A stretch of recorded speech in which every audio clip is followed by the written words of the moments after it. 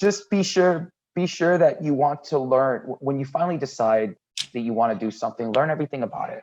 Make sure that you're doing it for you, and make sure it drives you, and know that hard times are going to come, probably more hard times than the good ones, but if you love what you're doing, the hard times aren't so bad. All right. From the Oak Wall Studios in Las Vegas, Nevada.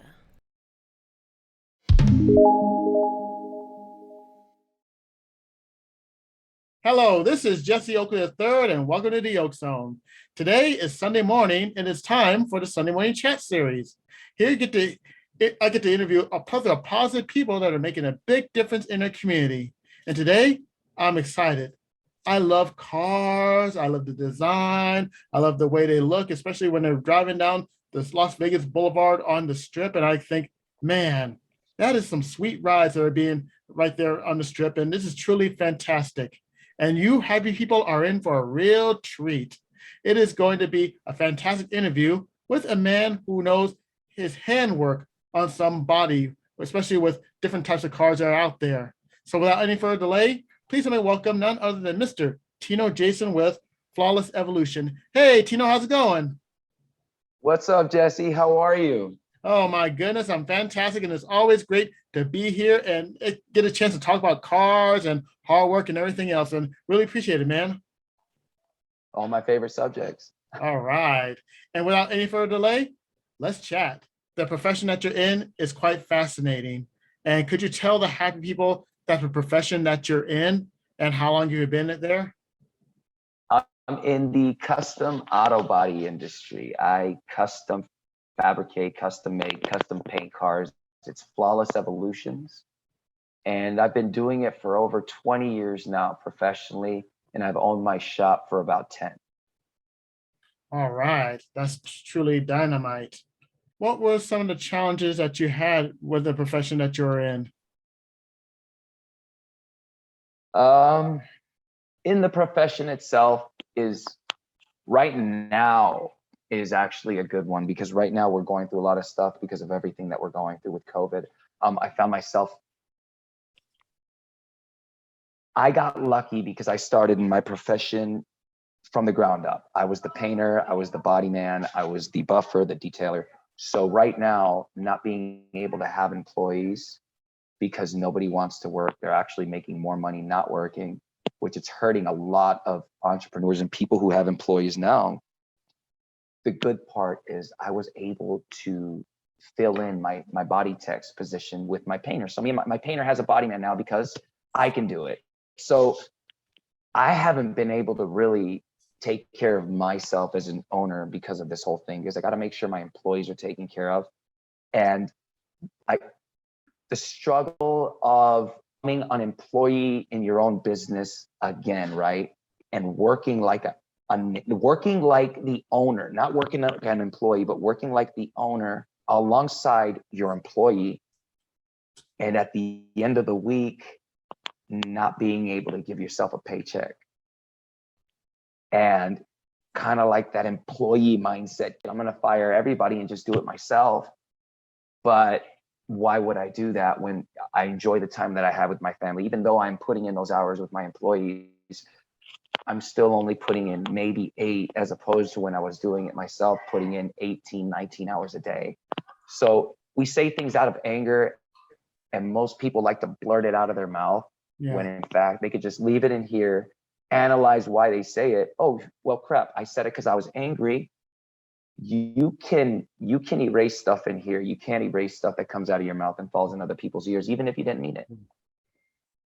So the hardest part right now for me is kind of going backwards in time and not being able to pay myself the way I used to pay myself as an owner operator. Challenges that I had starting, obviously finding customers, and if you just do the best that you can and go out and promote yourself, you'll never have an issue. You'll at least always have word of mouth. If you want more than word of mouth, then you have to do your legwork. That's something that I had to learn. Yes. Starting a business is easy. Keeping it going is hard. Yes. And ain't that the truth? Now, when it comes to the best moments that you had in your profession, what were some of the best moments that you experienced? In my profession personally, finishing the project. So I have an issue where I don't have a lot of nice cars and I bought them for myself, right? I like the process of the project. The actual finish work is cool that day after you take the pictures. And then for me, the sexiness is gone. It doesn't matter how good it looks. I mean, I custom make guitars. I've made crazy rat rods, hot rods. And after the project is over, I want to move on to the next project because the part that I like is the process. It's not necessarily the end result, because if it was the end result, then why the hell wouldn't I just go buy it, right? Right. I enjoy putting my hands on it. And that was actually a big struggle for me.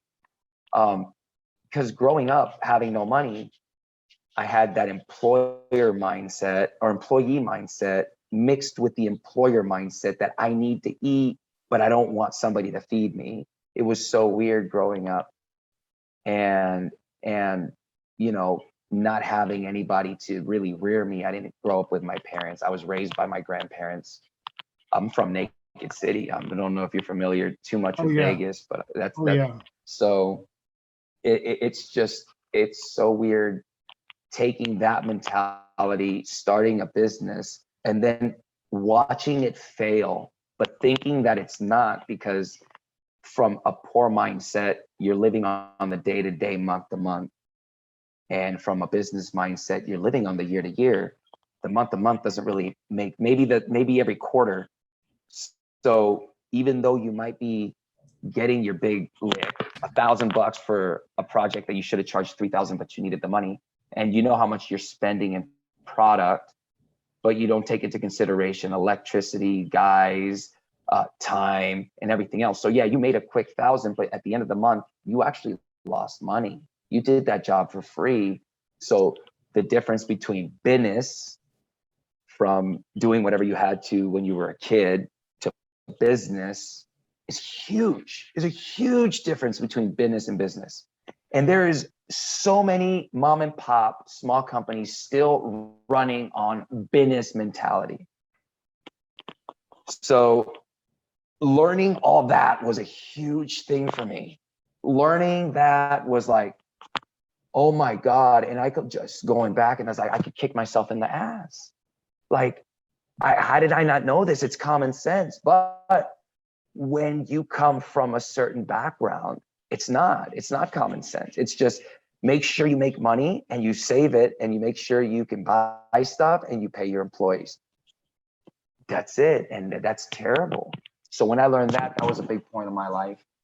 And when I first took my first classic car from start to finish was, I got to do a 57 DeVille, Coupe DeVille, blue and white, from start to finish. I did the whole thing by myself. And that was a really, really cool moment for me. But the coolest project that I've ever been a part of has to be Container Park. I painted 75% of Container Park working for Extreme Manufacturing. I was the lead manager of the project.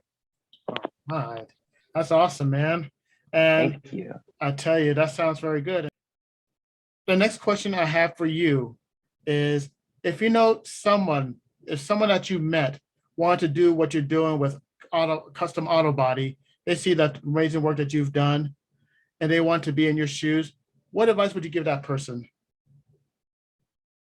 Make sure you're ready for a lot of heartache in that industry. When I joined the industry, I thought I was going to be like West Coast Customs. And I say that because probably a year later, that's when it came up, and I was very heartbroken, especially if you're going to go past going into the industry. If you're going to open up your own shop, you have to do all the unsexy stuff to make the sexy stuff happen. You have to go in and do all the things that they don't show you on TV. And if you want the customers, you have to make sure everything's clean. Clean your freaking bathrooms, because they're going to tell you. Make sure your employees don't stink. They're going to tell you. And you know what? Those are the good ones. The ones that have the money, they look at your shop and leave. So make sure you do all the unsexy things, and make sure as you grow, you take off those hats that you had to put on because your goal is to only be wearing that one CEO hat. You don't need to be wearing, unless you like it.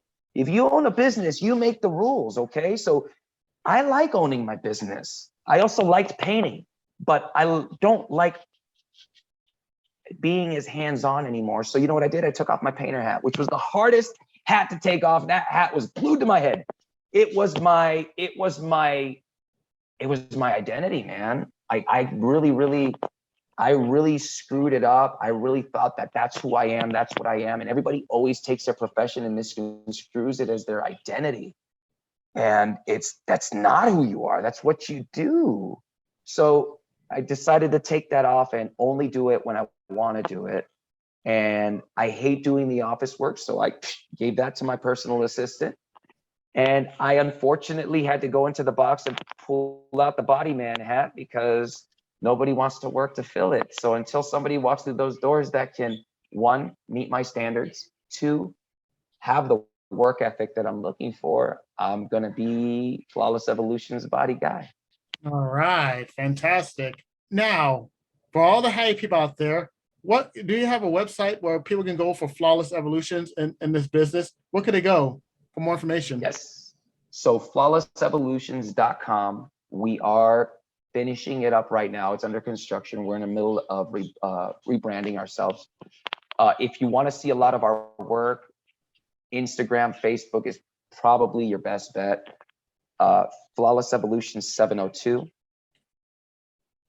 Okay, and Tino 702 for the personal one, which a lot of the car work coincides.